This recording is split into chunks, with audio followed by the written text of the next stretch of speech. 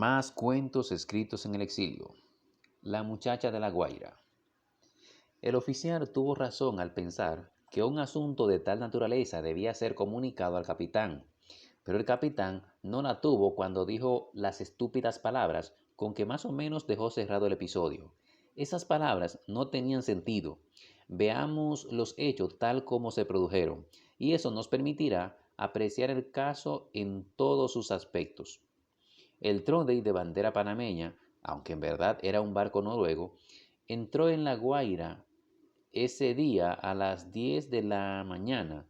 A las 8 de la noche había 4 hombres de la tripulación perdidamente borrachos en los cafetines del puerto, uno detenido por riña y varios más bebiendo. Los venezolanos llamaban botiquines a los bares y uno de esos botiquines, prácticamente echada sobre una pequeña mesa, con la barbilla en los antebrazos y los oscuros ojos muy abiertos, había una joven de negro pelo, de nariz muy fina y tez dorada. Por entre las patas de la mesa podía apreciarse que tenía piernas bien hechas. Pero Hans Sander, segundo oficial del Troden, no, no estaba en condiciones de demostrar que le interesaba la dueña de esas piernas.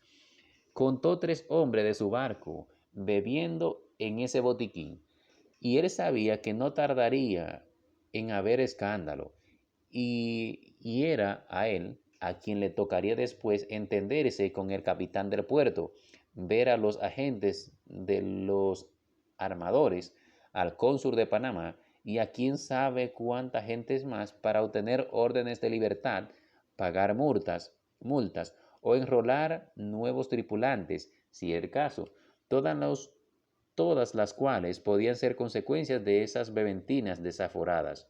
Hans Sander pues prefería no fijarse en la muchacha de las bellas piernas. Desde la ventana, junto a la cual estaba sentado, podía volver la vista hacia el puerto y ver allá abajo su barco, a la luz de la luna, casi perdido entre muchos más, con los amarillos mástiles brillando y la blanca línea en lo alto de las chimeneas, enclavada entre el mar y los Andes. La Guaira apenas tendrás unos 20 metros de tierra plana natural, y desde el mar la ciudad se ve como un hacinamiento de pequeñas casas blancas trepadas una sobre la otra, destacándose sobre el fondo rojo de la montaña. El Caribe espejeaba bajo la luna, hasta perderse en una lejana línea de verde azul tan claro como el cielo de esa noche. Hans Sander, que de, su 40, que de sus 40 años había pasado casi 10 intermitentemente viviendo entre Cartagena, Panamá y Jamaica, amaba ese lugar tan inestable y, sin embargo, tan cargado de vitalidad. 3 veces había fracasado en negocios y otras tantas había tenido que volver a su antigua carrera. Pero no sería extraño que probara de nuevo, quizá para dedicarse al corte de cedro en Costa Rica, o a la pesca del camarón en Honduras, en cuyas costas abundaba ese crustáceo, según le aseguraba el Hamburgo, según le asegurara en Hamburgo hacía poco el capitán de un barco italiano. Se embebió Hans Sander durante un rato en la contemplación de la pulida y brillante superficie de agua, en sus tonos verdes azules, y cuando alzó su vaso de ron lo halló vacío. Se volvió pues para pedir más, y ya no estaban allí los tripulantes del Trondheim. El segundo oficial los buscó con los ojos, moviendo la cabeza en todas direcciones. Entonces fue cuando la muchacha le sonrió. Eso sucedió probablemente pasadas las 9 de la noche. A las 11 no había mesas vacías en el botiquín. Entre voces, gritos, música y chocar de cristales y bandejas, el lugar era la imagen misma de la atolondrada vida nocturna de un puerto en el Caribe. Muchos hombres y mujeres estaban de pie junto al mostrador. A menudo sonaba una sonrisa aguda o se oía algunas frases obscenas. Cosa extraña, la muchacha de las bellas piernas no las oía, o si las oía, las ignoraba. Parecía colgar solo de las palabras de Hans Sander, y de vez en cuando comentaba: me gusta cómo hablas el español. Hablas bonito, oficial. O si no, me gustan tus ojos. Tienes ojos honrados. Han, me gustan tus ojos. Tienes ojos honrados, Han. Pero lo decía en voz baja, dulce y en cierto sentido triste. Había aceptado bailar había aceptado bailar algunas piezas y era casi tan alta como Hans Sandor, de hombros bien hecho de pecho alto, de cintura fina. Vestía un traje vaporoso de brillante color naranja. Era realmente bonita y parecía muy joven. El segundo oficial del Trondheim advertía que casi todos los hombres y muchas de las mujeres se volvían para mirarla cuando bailaba. Con movimiento natural, ella dejaba descansar su cabeza en la de él mientras duraba el baile. Probablemente era debido a lo que había dicho una hora después de haberse sentado él a su mesa. Es raro, oficial. Me siento bien contigo. Me siento descansada. Sin duda que resultaba muy grata compañera esa muchacha de La Guaira, de voz tan poco usual, de gestos tan armónicos, a la vez dulce y triste. Hans Sander no podía sospechar que bajo esa tierna apariencia hubiera un volcán bullendo. De haber sospechado, se habría ido antes de las 12. Con mayor precisión, cuando vio su reloj de la muñeca a las 11:03. A esa hora había acabado su sexto ron y prefería no beber más. Dijo: tarde ya. Voy a irme porque me espera mucho trabajo mañana. Entonces, en los ojos de la muchacha apareció de pronto el brillo muerto de la desolación. Sujetó al oficial por un brazo y puso frente a él su rostro desatinado, del cual había huido de golpe la luz de la vida. En todo ese rostro, sin explicarse debido a qué, él vio un aire de terror. La muchacha habló, pero no ya con aquella voz baja y tierna. Esa voz se había troncado en metálica, dura sin ser aguda. No, no, no te vayas, dijo. No agregó nada más, pero Hans Sander comprendió que no necesitaba agregar palabras y, además, que él no debía irse. Sustituyó, pues, su anunciada ausencia con una petición de ron. Vio al sirviente en otra mesa, le hizo señas con un dedo en alto y mientras le observaba correr hacia el mostrador, oyó que la muchacha musitaba. Muchas gracias, oficial. Dicho lo cual, tomó amorosamente un brazo del hombre y recostó en él su cabeza. Han vio parejas pasar bailando y también vio que en los labios de su compañera se esbozaba una suave sonrisa, pero en verdad no analizó la causa de cambios tan rápidos. En esas vertiginosas noches de puertos, ocurría a menudo que una mujer joven se sintiera bien junto a un desconocido. Así iban los acontecimientos produciéndose sin importancia alguna. Cuando el sirviente retornó, traía un ron y un vaso de agua, pero traía además, cosa que él ignoraba por supuesto, la semilla de la tragedia. Dijo, con sonrisa melosa, lo que impedía una respuesta negativa. No hay mesas vacías, señor, ni asientos desocupados en otras mesas. Allí están dos señores que necesitan sentarse. Yo los conozco, son gente buena. Me preguntaron si usted podría dejarlos sentarse aquí, sentarse allí. Son personas decentes, señor. ¿Por qué no? Era habitual que en esos países del Caribe que él conocía, los desconocidos se trataran con naturalidad, como compañeros de tripulación. Iba a preguntarle a la muchacha, pero ella había oído al sirviente y ni siquiera movió la cabeza. Seguía recostada en su brazo como perdida, como soñando, lo cual podía entenderse como una aprobación. Muy bien, dijo él, que vengan. Eran dos hombres de edad muy dispareja, de 50 años, tal vez el mayor, y acaso 25 el más joven. El primero tenía la piel muy quemada, y este junto con el brillante pelo negro y lacio, con los ojos también negros y ligeramente asiático, y con algo duro y misterioso en sus facciones, denunciaba la presencia del indio en su ancestro. No era alto, pero tampoco bajo. Saludó con notable cortesía y tomó asiento. Hans Sander comprendió de inmediato que el hombre había bebido en exceso, a pesar de lo cual le oyó ordenar al sirviente: «2 whisky con soda». Después observó el vaso de Hans, todavía lleno. «Ah, ron», comentó. Acépteme desde ahora el próximo trago». El joven no había tomado asiento aún. Parecía estudiar el ambiente con mirada profunda y a la vez perspicaz. Tenía probablemente tanta estatura como Hans, si bien era muy delgado y de su piel pálida, de sus ojos ligeramente claros, tal vez también de las líneas alargadas de su rostro y de su cuello, con notable nuez de Adán, o acaso de la forma vehemente en que parecía aspirar el aire cargado de humo, se desprendía una especie de visible ansiedad, quizá una honda preocupación o esa avidez emocional que caracteriza a los temperamentos creadores. De todas maneras, la pareja resultaba interesante. Hans Sander observaba a ambos hombres sin que se le ocurriera relacionarlos con él ni con la muchacha que se apoyaba en su brazo. Pero como, sal- pero como sabría más tarde, esos dos hombres llevaban consigo, sabría más tarde, pero como sabría más tarde, esos dos hombres llevaban consigo, sabría más tarde, esos dos hombres llevaban consigo una mecha encendida.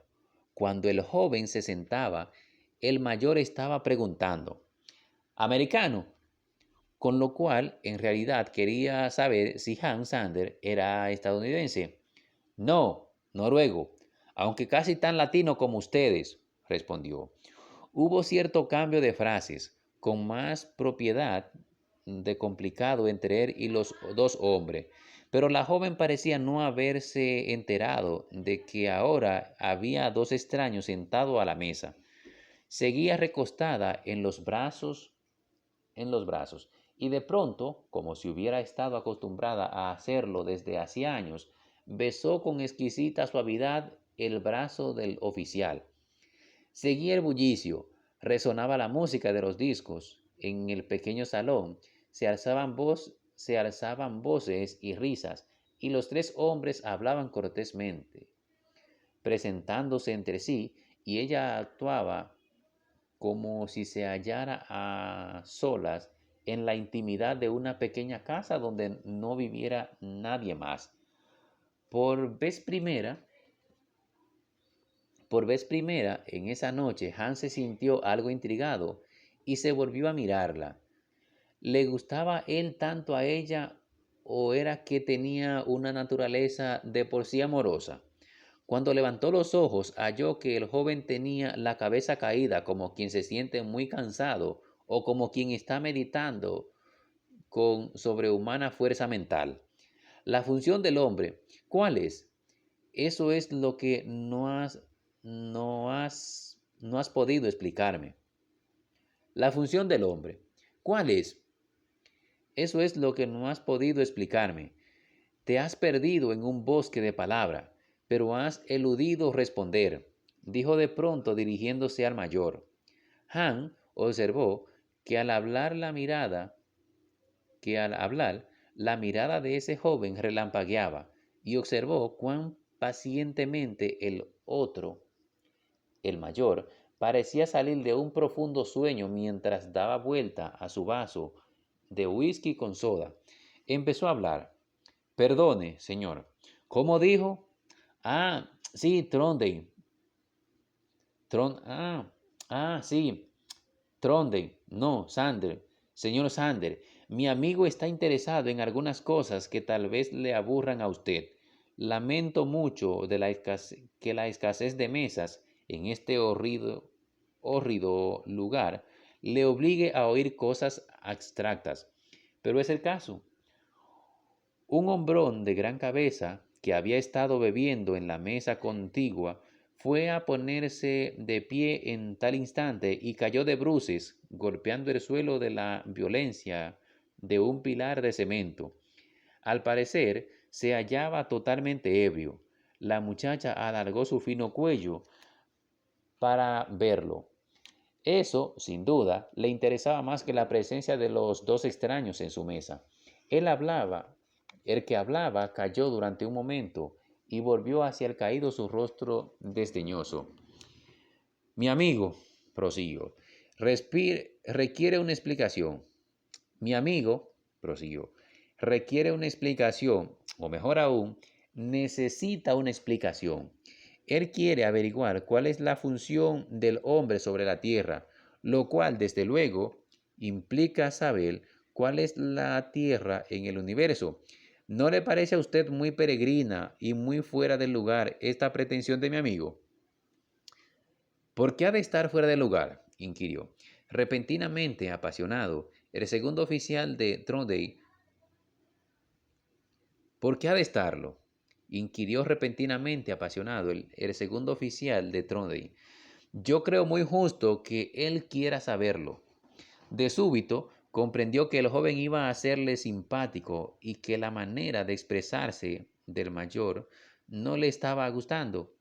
Comprendió, además, que en esa noche casi vacía, que él esperaba malgastar al lado de una muchacha bonita de corto alcance, había aparecido de golpe algo lleno de interés. Podría oír cosas tal vez importantes y acaso cambiar de ideas que siempre le habían preocupado. Pidió, pues, otro ron y libertó su brazo, que la muchacha había vuelto a usar como una especie de almohada. El de más edad sonrió y se volvió al joven. Miguel, ¿no es esto inesperado? Aquí tienes tú al señor Trondheim, dijo Sander, oficial de marina noruego, buscando la respuesta que tú buscas. El señor Sander, dijo alzando su brazo, bebamos un trago por la búsqueda de la función del hombre. Esto habló y a seguida tumbó la cabeza sobre sus brazos, como poseído de un súbito sueño incontable, de un sueño incontable. No cabía duda de que había bebido en exceso. O era que él sí sabía cuál era esa función del hombre y jugaba con la ansiedad de un joven amigo como el ágil y seguro gato juega con el indefenso y aterrorizado ratón. Ese abandono con que se tumbaba sobre la mesa y ese léxico que parecía manejar con especial delectación, no denunciaba él al hombre profundo y sutilmente cruel que usaba su sabiduría como un arma peligrosa para herir a los más inexpertos. No, exclamó claramente el joven. Es inapropiado venir aquí a brindar con whisky y adulterado y ron barato por un tema tan cargado de sufrimiento.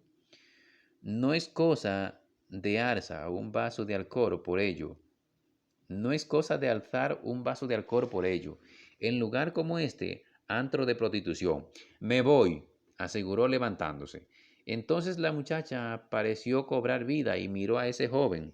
Han advirtió el interés en todo su rostro y notó el brillo de sus ojos, del todo nuevo, por lo menos para él. No había visto antes de esa noche, por lo menos para él. No había visto antes en esa noche. Comenzaba a sentirse mucho más intrigado. Siéntese, por favor, joven, pidió. Era evidente que también el joven había tomado más de lo debido, porque si no, ¿a qué tanta excitación? ¿Era acaso sagrado el tema que se había planteado, o había en el alma de ese muchacho una desconocida reserva de sentimiento religioso? Siéntese, por favor, repitió. Siéntese, por favor, repitió, cogido ya en los engranajes de la tragedia. Todavía no sospechaba por él, todavía no sospechaba por él ni por el asunto. Siéntese, por favor, repitió, cogido ya en el engranaje de la tragedia. Todavía no sospechada por él ni por la muchacha, ni por los dos recién llegados. Hablemos del asunto. En realidad, me preocupa tanto como a usted el destino final de la humanidad. ¿Por qué es necesario hablar de eso? ¿Por qué? Era la muchacha quien hacía la pregunta. ¿Qué ocurría? ¿Qué le había llamado la atención hacia, hacía un instante? Pues el tema, palabra prostitución, dicha por el joven o el joven mismo. La muchacha estaba resultando rara. Lo mejor sería ignorar su presencia. De todas maneras, media hora después, una hora a lo sumo, el segundo oficial del Trode volvería a su barco, pero en eso el mayor de los extraños irguió la cabeza. Ella, ella es quien tiene la razón. ¿Por qué hablar de eso? Millones de seres viven y mueren sin hacerse la terrible pregunta. Vivir la función de la humanidad es más sabio que tratar de conocerla. Han Tronde, brindemos por la vida que llevamos. Han Tronde, brindemos por la vida que lleva en sí misma su ignorado destino. En eso se hizo el Señor, en eso, en eso se hizo el silencio en todo el salón, es decir, silencio de seres humanos, porque la pesada máquina que daba música seguía trabajando en su rincón y se oía el vivaz ritmo de un joropo invitado a bailar. Una pareja de policías estaba de pie en el salón, uno junto al otro, y ambos recorrieron con la vista todo el ámbito, llevando la mirada de mesa en mesa, como si buscaran a alguien. Pero un parroquiano alzó su mano alegremente y los llamó. Los policías sonrieron y caminaron hacia allá. Se les vio entrar en animada charla, negar uno, alegar el otro, y al fin, sin sentarse, tomaron sendo tragos y se fueron de nuevo. Uno de ellos era negro y tenía risa hermosa y natural. Hans Sander pensó, he aquí un hombre que vive la vida como lo desea este señor. Pero no lo dijo. Temía la susceptibilidad de esa gente, pues a menudo en palabras sin intención descubría una ofensa al país. Hablar de un policía podía resultar peligroso. En primer lugar, dijo al joven, en primer lugar, dijo el joven, seamos corteses. El Señor nos ha aceptado en su mesa, y tú sabes que Él no se llama Trondheim. Tu error es deliberado y ofensivo. No importa, atajó Han. Puede llamarme como deseen. Probablemente ninguno de los dos estamos sentados en la mesa. Volvemos a vernos sentados esta noche. La muchacha saltó como sorprendida por un ataque alevoso. ¿Qué has dicho? ¿Qué has dicho? ¿Por qué has dicho que no volveremos a vernos, Han? Mientras hablaba, le sujetaba fuertemente un brazo, y el capitán, al momento Sander, anotó en su mente este simple detalle. No recordaba cómo se llamaba. Quizá espera, quizá espera que me quede como, quizá espera que me quede con ella esta noche y la pague bien por la mañana, pensó. Pero la ansiedad que había en sus ojos mientras hablaba no podía estar originada solo en la esperanza de que él le pagara bien.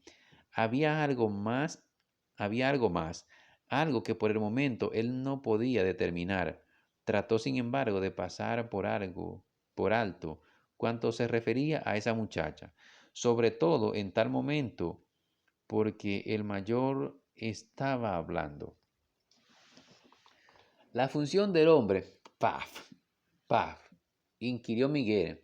Infinito número de sabios ha pretendido conocerla. Y yo digo que por el camino que está queriendo transitar, llegará a un solo lugar, que es el refugio de todos los débiles. Llegarás a admitir un Dios, cualquier Dios. No, respondió el joven. ¿Por qué de refugiarme, ¿por qué de refugiarme, señor Santur? Mi tesis en esta, mi tesis es que la, mi tesis es que la, mi tesis es esta. Mi tesis es que la humanidad que puebla este planeta forma parte de un todo mayor. No sé si me hago entender. Yo creo que en esos otros mundos que nos rodean hay también humanidad. No sé qué apariencia tendrán, pero son seres pensantes. Nosotros, pues, somos solo una parte de esa humanidad universal. Siendo una parte, ignoramos qué piensa o qué siente el resto. Solo estando todos reunidos, podremos aclarar qué fin buscamos. El joven iba alzando la voz. En el barullo del botiquín no se daba cuenta de que para hacerse oír en su propia mesa estaba hablando muy alto. En la mesa contigua alguien le oía.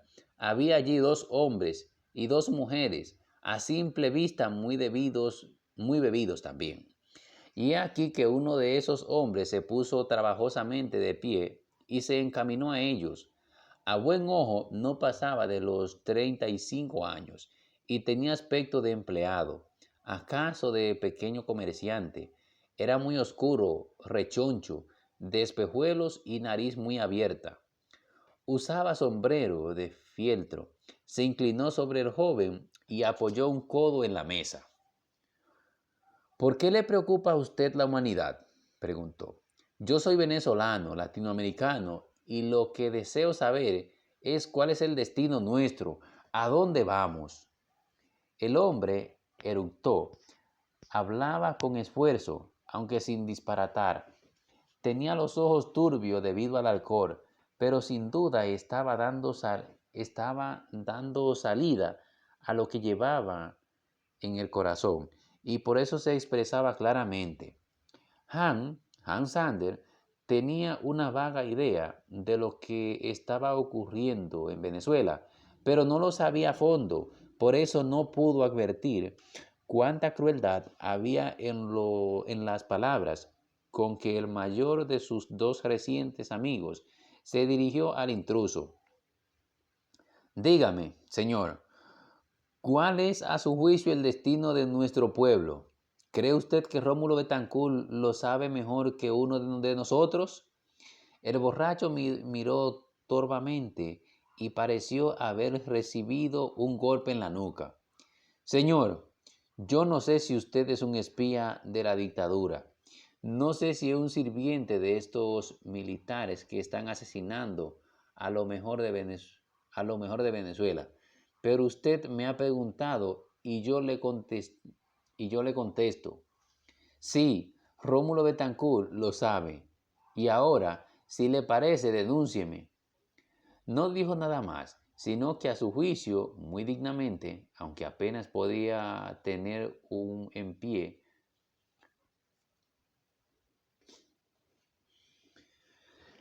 no dijo nada, sino que a su juicio, muy dignamente, aunque apenas podía tenerse en pie, retornó a su mesa,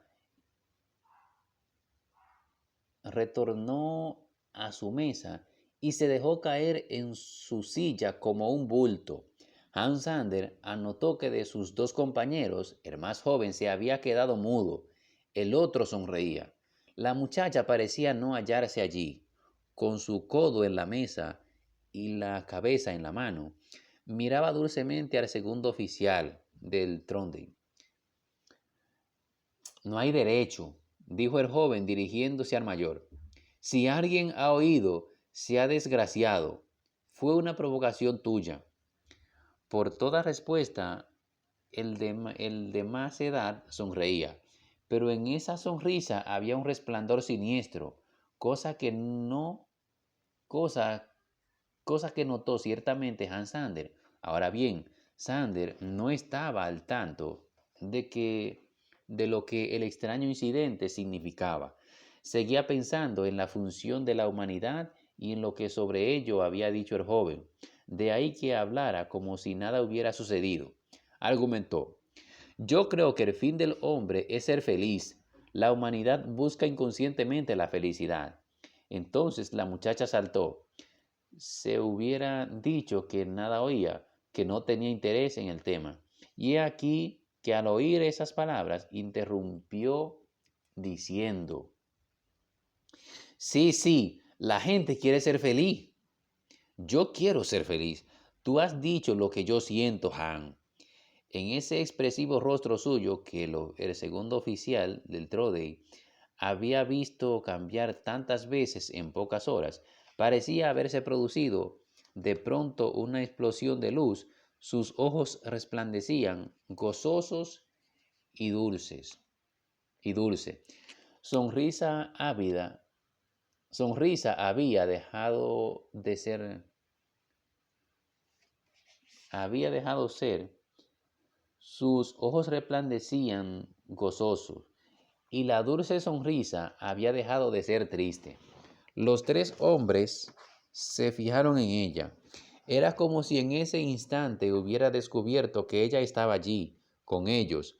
Pero un observador sagaz, y Sander lo era, podía notar matices muy diferentes entre ellos. Por ejemplo, el joven era tolerante, acaso complaciente, como si pensara: es muy femenina la reacción de esa muchacha, y por lo demás nunca podrá entender por qué nos preocupa este tema. En cambio, el otro tenía una actitud a la vez de sorpresa y de cálculo. Parecía decirse: aunque, ah, ah, con que te interesa ser feliz, ¿no? Pero ahora voy a matar esa alegría en germen. Ahora voy a demostrarte que no eres más que un simple gusano de polvo llamado a desaparecer, mísera vendedora de un cuerpo. En cuanto a él mismo, Hans Sander, segundo oficial del Trode, metido en esa discusión con dos desconocidos sobrecargados de whisky y soda, ¿qué pensaba, qué pensaba de la mujer?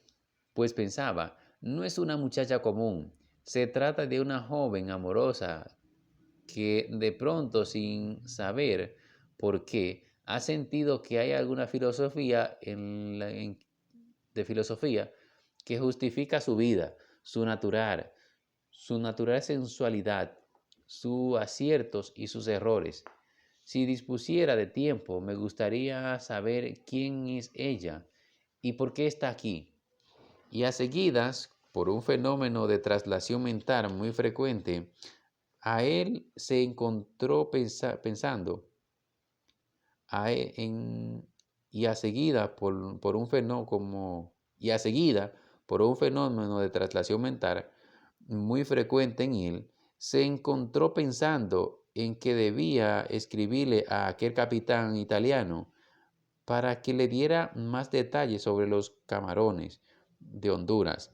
Sabía el nombre de su bosque y le escribiría al cuidado, al cuidado de los armadores. A ese punto miró su reloj. Marcaba la 1:45 minutos. Más propiamente, la 1:42 minutos. Pero no se tenía, pero no se tenía deseo de irse. El de más edad estaba empezando a hablar de nuevo. Bien, bien. Aquí tenemos a Miguel, el preocupado Miguel.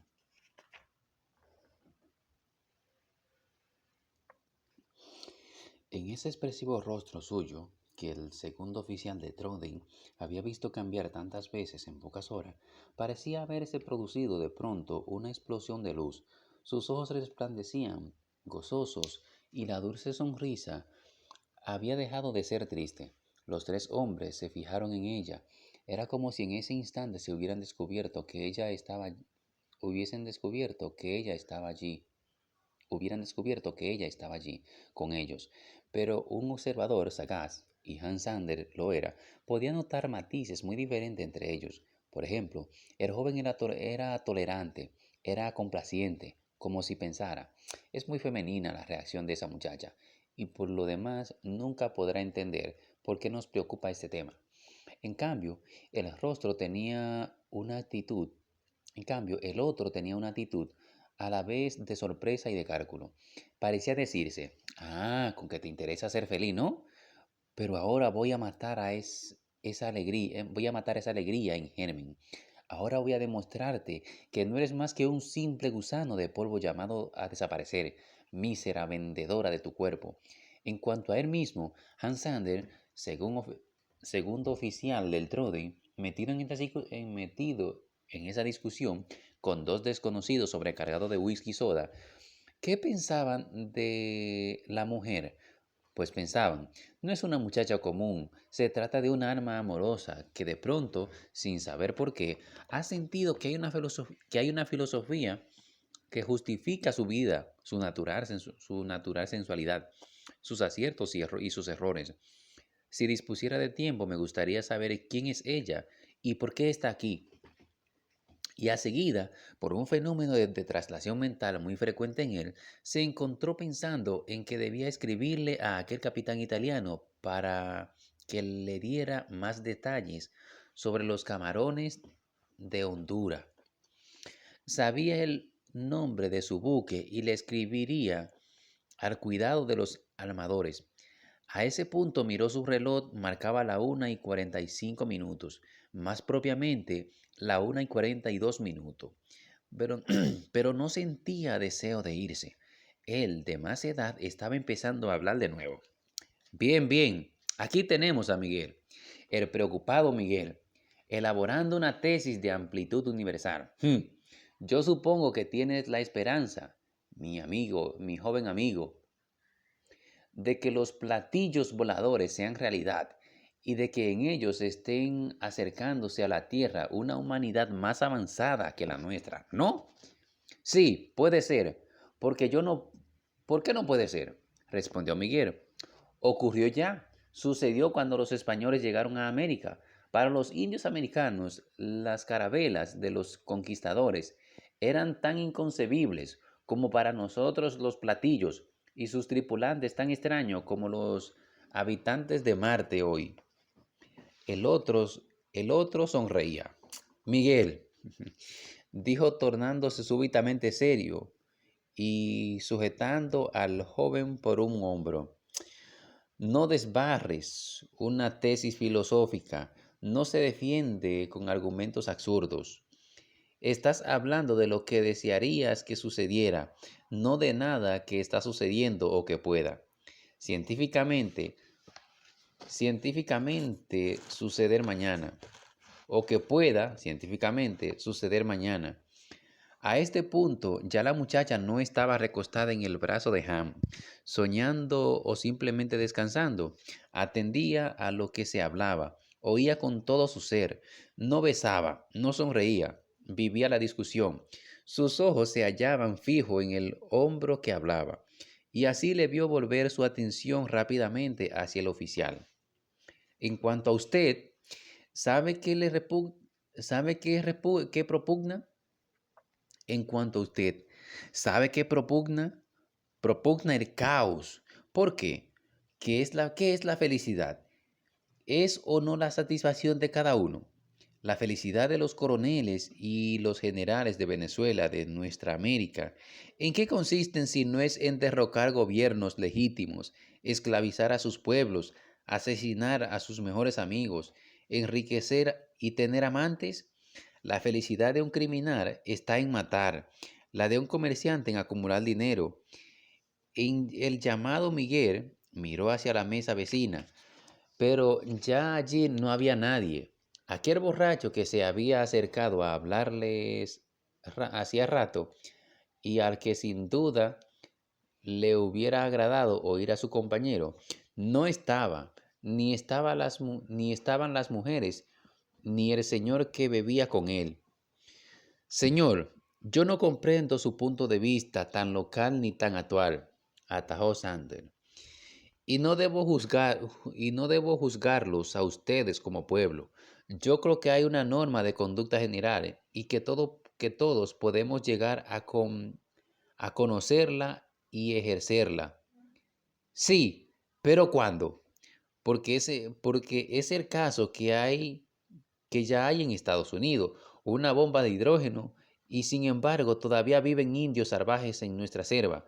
La felicidad es un estado distinto para los sabios que fabricaron esa bomba y para los salvajes del Orinoco. Su punto de vista no nos sirve como no nos sirve el Miguel. El Miguel, la función del hombre es menos compleja. El de Miguel, como no nos sirve el de Miguel. La función del hombre es menos compleja. Eso dijo, y Hans Anders comprendió que se hallaba frente a una persona inteligente y de muchos conocimientos, pero tuvo también la sensación de que no se había equivocado cuando pensó que tenía el alma cruel. Algo en él notaba una delectación de destruir la idea de Miguel y la suya que era también la de esa muchacha. Debemos seguir hablando, dijo el hombre, sobre todo porque sería innoble dejar a esta joven en un error. Pero por el momento yo pido que repitamos el pago. Con efecto, los vasos estaban vacíos. Entonces la muchacha intervino.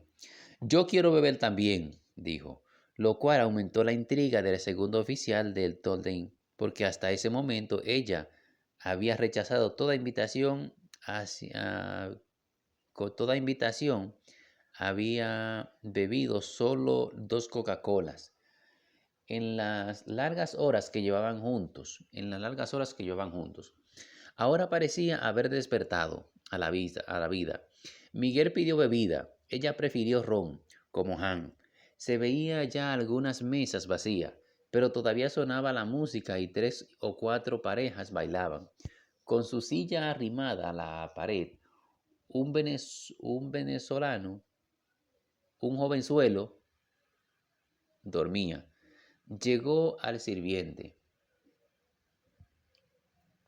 Llegó al sirviente. Señorito, dijo el hombre de ancestro indígena con el aire de un cumplido caballero que honrara a una gran dama. Brindo por usted y por su deseo de ser feliz. Usted y el señor Trondheim, dijo Sander, tienes ideas afines. Los felicito por ello, pero entienda usted que no hay tal cosa. No es la felicidad lo que busca la humanidad. La función de la humanidad, señorita, es simplemente vivir, dar satisfacción a su instinto vital. Nacemos, nos desarrollamos y morimos, y nada más bella joven, y nada más bella joven. Vivimos porque tenemos que vivir para vivir. Para vivir matamos animales y engullimos sus cuerpos, sembramos árboles y nos comemos sus frutos, pescamos peces y los guisamos, buscamos el placer de vivir escribiendo y oímos música, pintamos y admiramos cuadros. No hay en absoluto nada más que eso. Luego nos toca morir y desaparecemos completamente. Nosotros, los seres humanos, no nos perdemos todos en la muerte, en la nada. Eso es todo. El hombre había hablado con gozazaña. Al final de sus palabras sonreía desde bien adentro, con morbosa alegría muy disimulada. La muchacha se quedó absorta, mirándole. Tenía en la mano su vaso de ron y de súbito gritó poniéndose de pie. ¡Mentira! ¡Mentira! Usted solo está diciendo mentira. Miguel y el segundo oficial de Trondheim no hablaron. Ambos habían comprendido que ese hombre se negaba a sí mismo, pues él también buscaba la felicidad. Y su felicidad en ese momento consistía en hacer sufrir, en negar que en la tierra hubiera lugar para un concepto, para una concepción generosa de la vida. Hans Sander vio a la muchacha beberse su ron de un solo trago. La dorada piel se había enrojecido y respiraba con fuerza. Estaba como poseída por una sagrada cólera. Llamó a voces y pidió más ron. El hombre que había hablado, seguía sonriendo. Han no había tocado su bebida, pero Miguel sí bebió, y al terminar su trabajo empezó a palidecer, a ponerse pálido, casi verde. Pidió permiso, pidió permiso y se paró. No pudo llegar, sin embargo, a donde iba, porque a unos pasos de la mesa se agarró una joven y comenzó a vomitar. Después trató de sentarse, se oyó más en la silla y se dobló sobre sí mismo. Su amigo está enfermo, dijo Sander, a lo que el otro respondió, demasiada bebida, eso es todo. Han agregó ese, Han agregó ese comentario tan ligero, no quería, a Han le repugnó ese comentario tan ligero, no quería seguir allí. Me voy, dijo al tiempo de levantarse, pero la muchacha le sujetó de un brazo. No, no puedes irte ahora.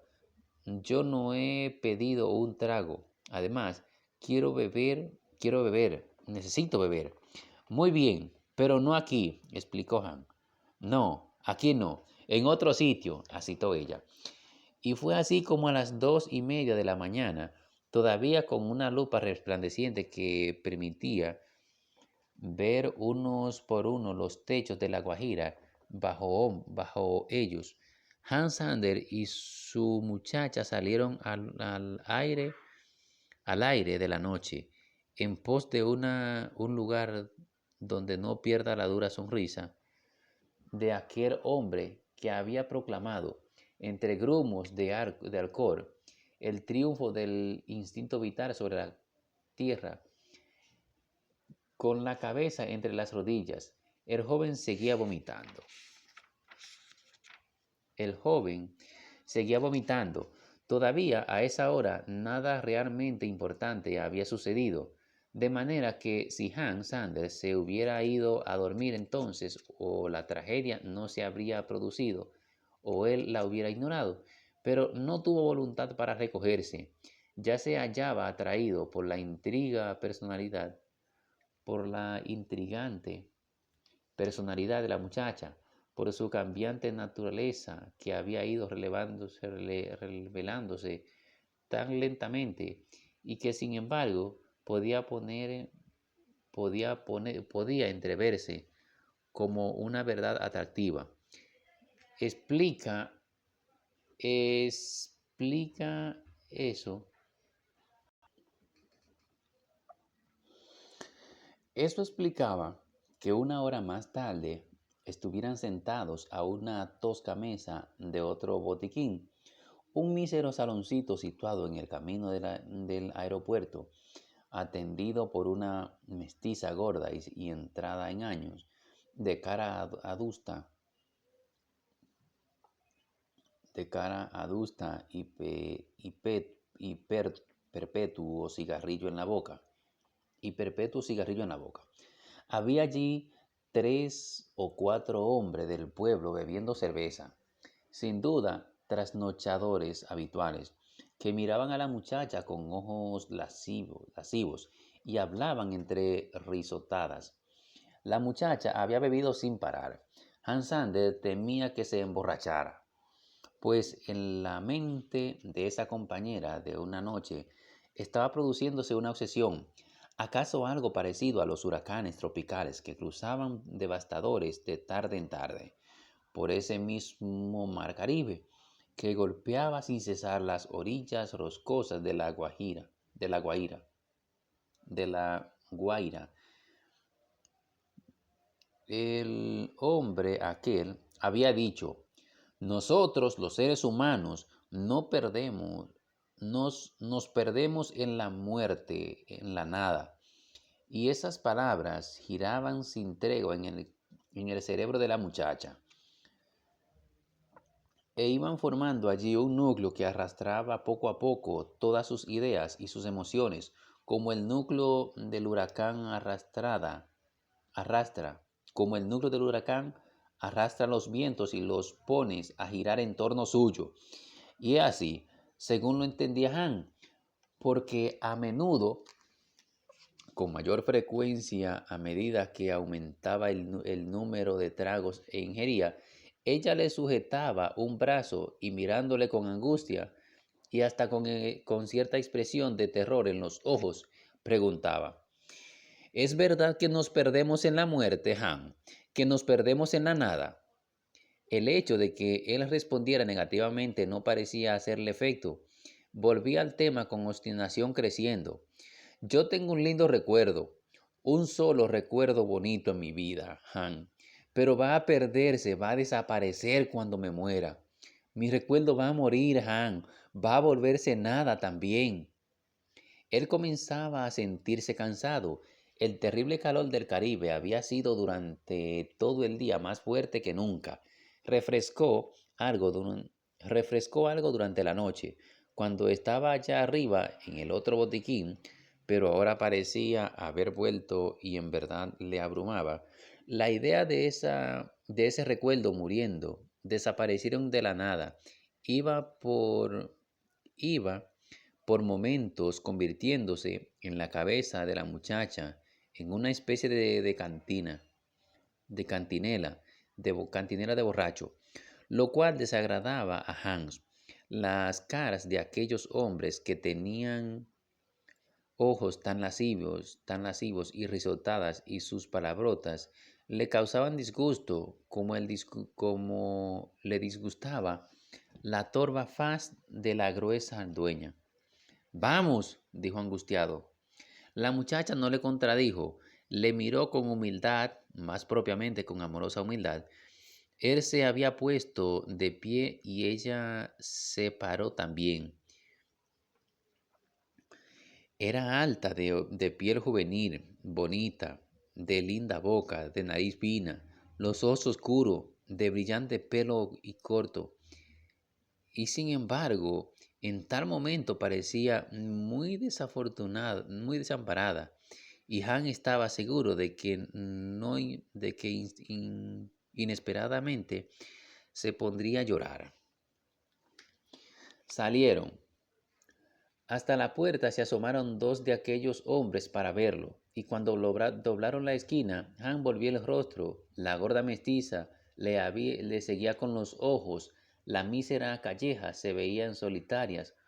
Uno de otros, uno de otros perros ladraba, tal vez al paso de ellos.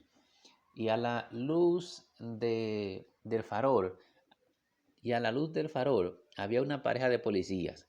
Caminaban en silencio y de pronto sucedió lo que él temía. Ella se agarró a su hombro, de hecho, y comenzó a sollozar. Sufría con toda el alma, de eso no cabía duda. Su cuerpo entero se conmovía a los sollozos. Han, mi único recuerdo bonito va a perderse, dijo. El segundo oficial del Trondheim había aprendido que en el Caribe hay dos maneras de ejercer la autoridad. Una muy amplia, cuando se vive democráticamente, y otra muy exigente, cuando se vive en una dictadura. Pensaba que si aquellos dos policías se veían y crecían, y que ellos estaban besándose o acariciándose en plena vía pública, en la calle de La Guaira, considerarían que estarían burlándose de su autoridad y y nadie sabía lo que podría ocurrir. Por eso se impacientó. Eso es todo.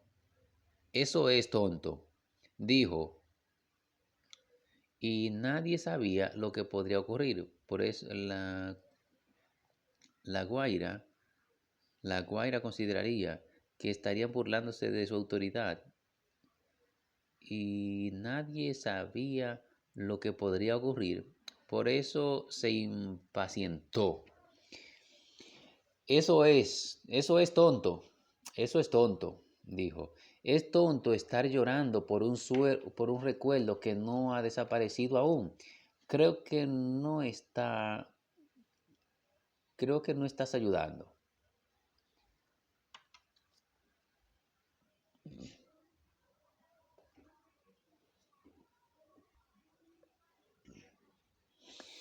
Eso es tonto, dijo.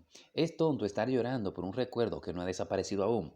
Creo que esto debe acabarse ya. Vamos. Entonces ella levantó la cabeza y dejó de llorar. Todavía le corría lágrimas por las mejillas, pero no lloraba ya. Yo no lloraba ya. Al contrario, la ira y el asombro, o si se prefiere el disgusto y la sorpresa, se mezclaban en su expresión. Vete tú, dijo. Vete tú, dijo. Y se plantó en la calle. La noche comenzaba a desvanecerse. Sin duda era bastante más tarde de las 4 y Hans sabía que a las 5 sería día claro. De la luna solo quedaba un resplandor. Las estrellas perdían brillo y su vivido amarillo iba cediendo con bastante rapidez. Hans Sander sabía, Hans Sander debía llegar a su barco. Por lo demás, por lo demás, esa muchacha se había embriagado, así que aceptó su orden y rompió a andar. Caminó 50 pasos, tal vez 50, y de pronto sintió que ella corría tras él, que se le acercaba en carrera desenfrenada, llamándole, casi a grito, Han, Han, Han. Él se detuvo. Se oía con toda limpieza los pasos de la joven en el pavimento y resonaba en la bóveda silenciosa de la noche. Al llegar donde él se hallaba, ella se tiró a su pecho, otra vez llorando, sacudida por el llanto. En ese momento él pensó preguntarle dónde vivía para llevarla a dormir, o decirle que lo dejara tranquilo, porque él se encaminaba a su barco. Pero no hizo ninguna de las dos cosas. Lo que hizo fue pasarle la mano por la cabeza, alisándole su corto pelo negro y, y dejarla y dejarla desahogarse en lágrimas. Así pasaron tal vez 10 minutos, al cabo de los cuales ella dijo, Han, el hombre tenía razón. Él era el que tenía razón. Maquinalmente, maquinalmente echaron ambos a andar. Lo hacían despaciosamente y en silencio. Ya empezaba a notarse el próximo nacimiento del día, a pesar de lo cual las callejas seguían solitarias. Iba hacia los muelles. Se oía el mar retumbando en un ir y venir, como una lejana artillería en acción. Y de pronto, al paso de la pareja, se levantó una corta bandeja de paloma que pisoteaba en la calle. Era casi tal vez 7 o quizás 8. Ambos alcanzaron su vista para verlas, y una de las palomas, totalmente blanca como un ave de mármol, dejó de seguir a la bandada y se posó en el alambre del alumbrado. Fue una desdicha casualidad que acertara a poner sus rojas patitas en un alambre pelado. Pero ocurrió, y de golpe, igual que batido por un rayo, la linda ave aleteó, como si no hubiera podido desprenderse y cayó pesadamente. Fue un pequeño, Pero extraño suceso. El cielo tenía ese tinte verde amarillo de los amaneceres en el trópico, y las casas, los postes de luz, todos los que sobresalía, se veía recostado contra él. Así también se vio la paloma cuando estuvo en el alambre, pero abajo, al caer, era posible distinguir el detalle, con sus párpados grises, su pico de coral, sus blancas plumas tan limpias. En el paroxismo de la muerte también durante unos segundos, la muchacha había corrido y la había levantado. Expiró en sus manos, de rodilla, con la paloma en la mano, como quien ofrece a su dios colérico. Ella estaba frente a Han y su rostro expresaba el enorme terror de quien estaba frente a un verdugo. Han, Han, aquí está, mírala, Han, muerta, muerta como moriré yo, muerta como decía el hombre. Así dijo la muchacha, y en tal momento llorosa, Han iba a cogerla de un brazo y decirle que caminara, que eso no tenía importancia. Pero en tal momento ella volvió los ojos hacia el mar. La calle iba en descenso, bordeada de aceras desiguales, y al final, la, ya dando, y al final, ya dando al mar, se veía un perro que hurgaba en un latón de basura. Todo eso lo vio Han antes de que ella actuara. Y de pronto la muchacha se incorporó, miró con ojos de loca, con ojos de un miedo